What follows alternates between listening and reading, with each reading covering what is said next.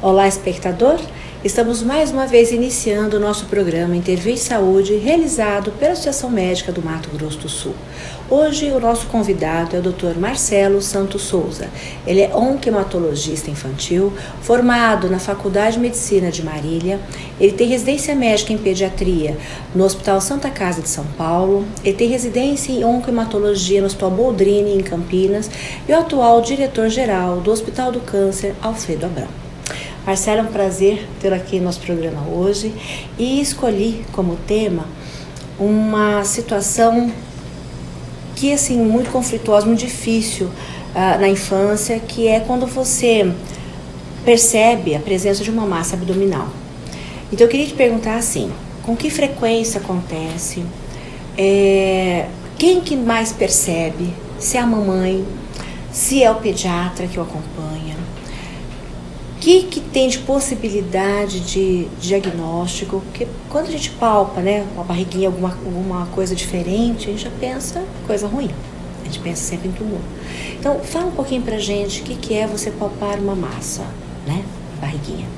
Bom, em primeiro lugar, obrigado pelo convite. Estar mais uma vez aqui conversando com você sobre oncologia pediátrica, que é um tema bastante difícil e também de doenças bastante raras, mas que acontecem na população pediátrica, adolescente, e a gente tem que estar sempre atento a isso. Então, os tumores abdominais são os tumores que a gente chama de tumores sólidos. E muitas vezes esses tumores eles são detectados quando a mãe está dando banho na criança. Então, ela percebe que tem um aumento de volume em região esquerda, lado direito do abdômen, né, da barriga da criança, e aí isso chama a atenção dela e vai procurar um atendimento médico. Mas quando a mãe palpa, é porque já está um pouquinho grande, não? Isso. Então, ou é quando a mãe percebe, ou nas consultas de rotina que as crianças passam com o pediatra. Algumas vezes, alguns tipos de tumores, como por exemplo o tumor renal, ele pode dar um sintoma prévio de sangue na urina.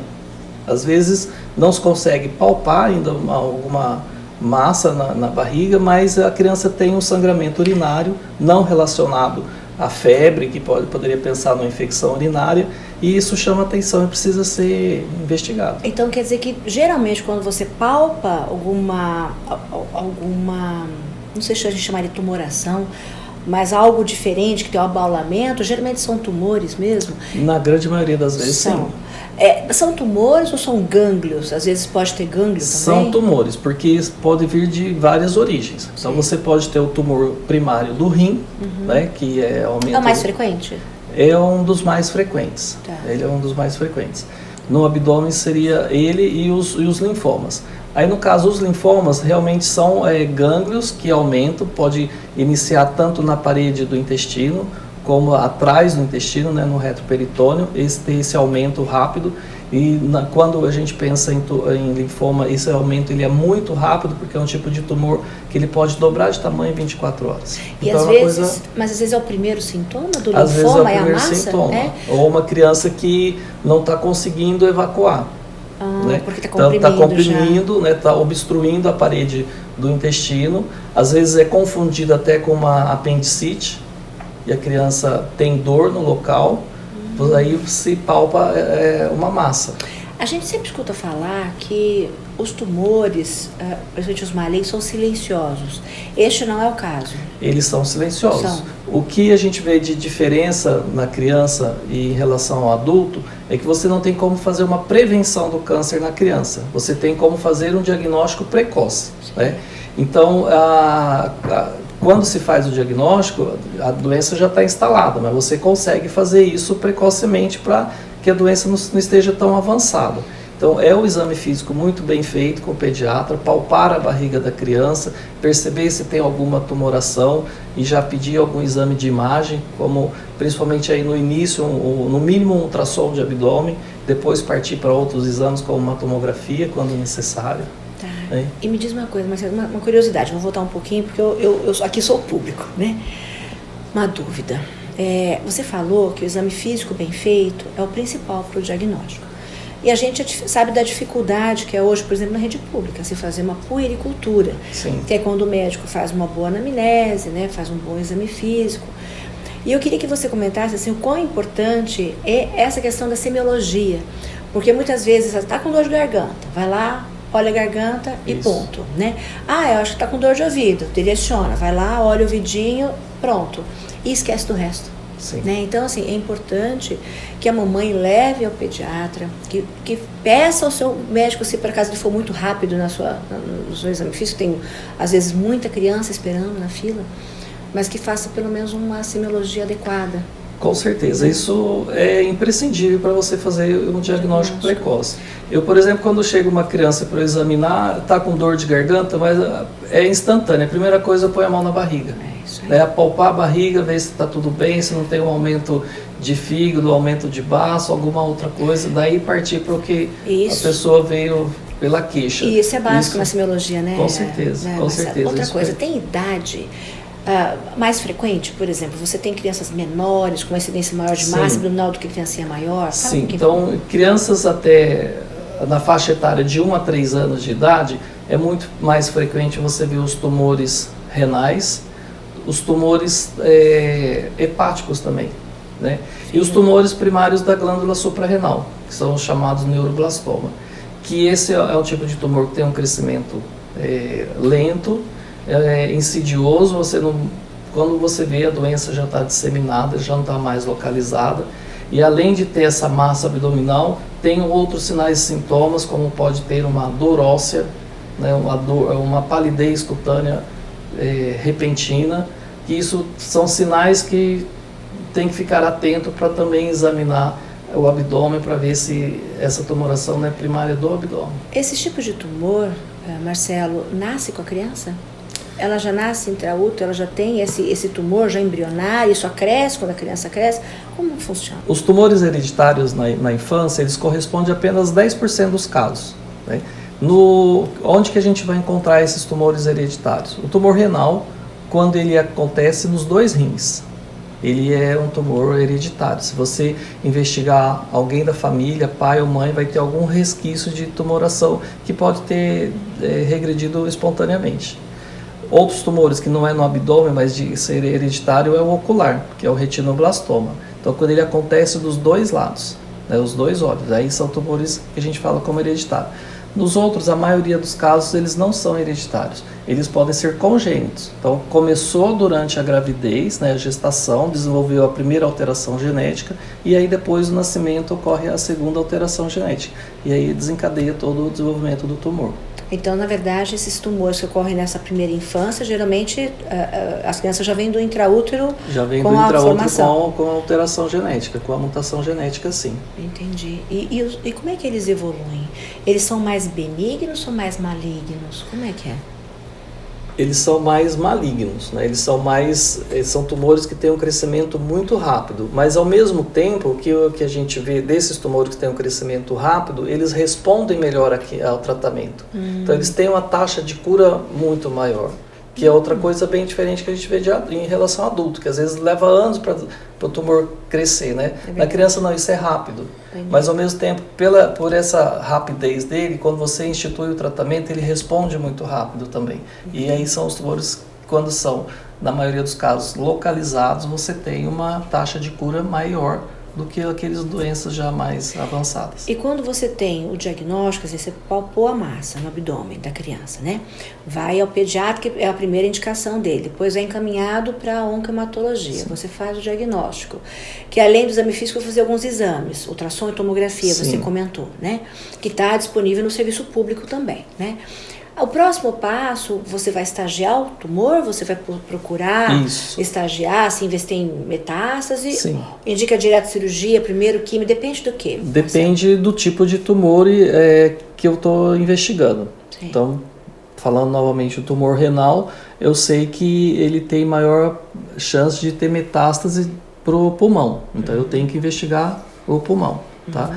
Os tumores da glândula suprarrenal, os neuroblastomas, ele tem uma maior chance de disseminar para a corrente sanguínea, né, para a medula óssea, que é um dos principais locais, ou para o fígado. Então eu tenho que investigar todos esses locais. O tumor hepático também é um tumor, falando dos tumores abdominais, o tumor hepático ele tem maior chance de disseminar para o pulmão. Então eu tenho que fazer toda essa investigação. De pelo menos uma tomografia de tórax, tomografia de abdômen, né? No caso dos linfomas, que podem começar no intestino, é um tipo de tumor que ele pode disseminar pelo corpo todo. Então eu tenho que fazer, hoje em dia a gente tem o exame de PET scan, né, que ele é bem específico também para os tumores de linfomas, tumores ganglionares. Então eu consigo fazer o mapeamento corporal total para saber onde é que essa doença está atingindo. E em alguns casos eu preciso fazer o exame da medula óssea, então tanto o mielograma como a biópsia de medula óssea para fazer todo esse estadiamento. E aí, depois de feito esse estadiamento, aí eu vou programar o tratamento que precisa ser instituído para esse paciente. Que é sempre quimioterapia? Ou quimio e rádio às vezes? Como é que é? Na criança, quanto menos usar a radioterapia é melhor, porque ela tem os seus efeitos colaterais permanentes. Né? Dependendo aonde você está irradiando, você está impedindo para que aquela criança tenha um crescimento e desenvolvimento normal. Né? Então a gente utiliza cada vez menos a radioterapia nos casos de crianças, mas algumas vezes não tem como escapar disso. E hoje a gente tem visto, eu não sou da área de oncologia, mas nos seus tumores quando são do sistema nervoso central, mas a gente vê que tem várias drogas novas, né, Marcelo? Sim. E que tem uma chance maior de cura.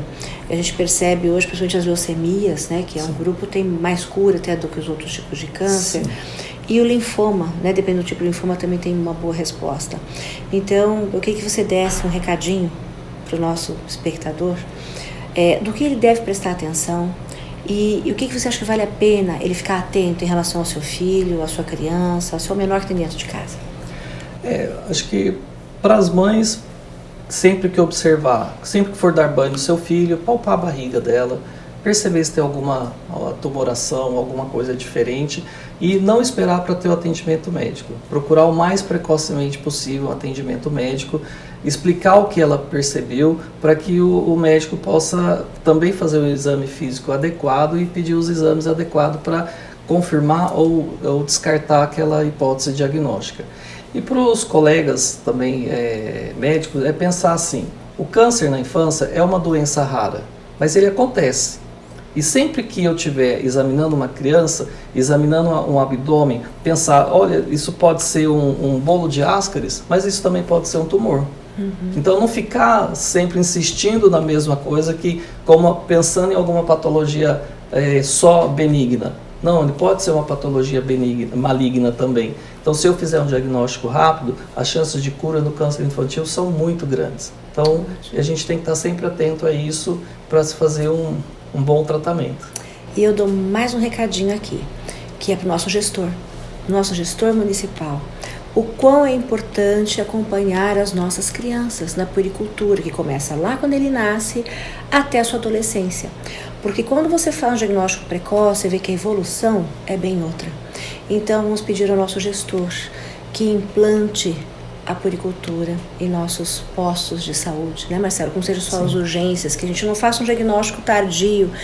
E isso é um pedido que eu faço para o nosso gestor. E também eu continuo fazendo esse pedido para os nossos gestores para sempre participar e nos apoiarem nas campanhas de diagnóstico precoce que a gente costuma fazer. Eu percebo que antes de se fazer essas campanhas de diagnóstico precoce em praticamente 80% da cidade do estado, os pacientes chegavam para a gente com um diagnóstico muito tardio.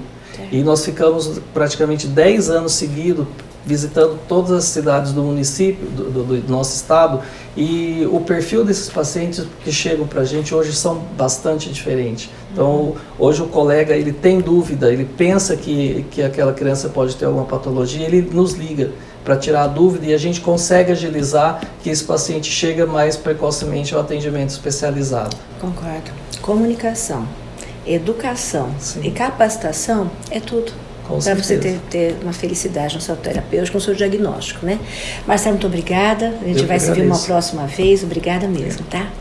E você, espectador, mande opinião sobre o tema que quer ouvir. Mande e-mail para amms@eventostv.net. Obrigada.